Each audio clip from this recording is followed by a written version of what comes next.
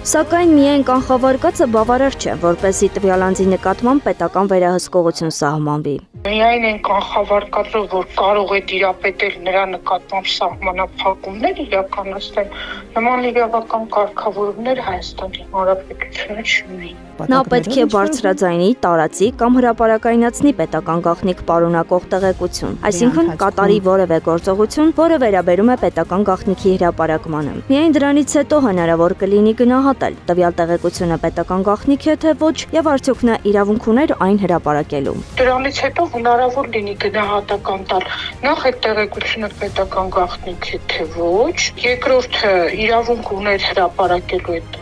տեղեկությունը պաշտոն է թե ոչ, որտեղ իմ քայլը հիմնադրամն էլ չէ, ներգրաված եղել այդ ամեն ինչի։ Եվ նոր դրանից հետո արդեն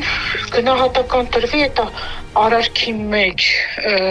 հանցակազմ կա, թե չէ, քրեական իրավունքի տեսանկյունից։ Վարչապետ Փաշինյանը իր վարած քաղաքականությամբ եւ հրապարակումներով ըստ փաստաբանի այնքան էլ մեծ կարեւորություն չի տալիս պետական գաղտնիքի պահպանությանը։ Նույնիսկ պարգևատրվել են հետախուզական ծառայություններ իրականացրած պատերազմի ժամանակ հետախուզություն իրականացրած մեր սպաները, որոնք դառել են անպիտան պարգևատրումից հետո, ի պաշտոն է, որովհետև եթե դու հետախուզության մեջ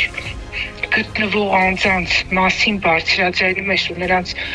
պարգևներ ես, պետական պարգևներ ես շնորհում, թշնամին իմանում է, որ նրանք հետախուզության մեջ են աշխատում, այդ մարդկանց գործունեությունը դառնում է անպիտան։ Փաստաբանը կարևորում է նաև ազգային անվտանգության առաքելությունն այս հարցում։ Առաքելություն, որից փաստաբանի համոզմամբ երկրի ամենակարևոր կառույցը վաղուց շեղվել է։ Ազգային անվտանգության ծառայությունը օպերատիվ հետախուզական աշխատանքներ իրականացնի միշտ բոլորի առհասարակ ազգային անվտանգության ծառայությունը շատ մեծ առաքելություն ունի, բայց Նիկոլ Փաշինյանի ազգային անվտանգության ծառայությունը դառել է բլոգեր կալանավորող։ Դրա համար ես մեծ ակնկալիքներ այս ծառայությունից այս պահին չունեմ, որ իրենք կարող են ճիշտ գործողությունները օպերատիվ հետախուզական կազմակերպել ու նման բաները կանխարգելել։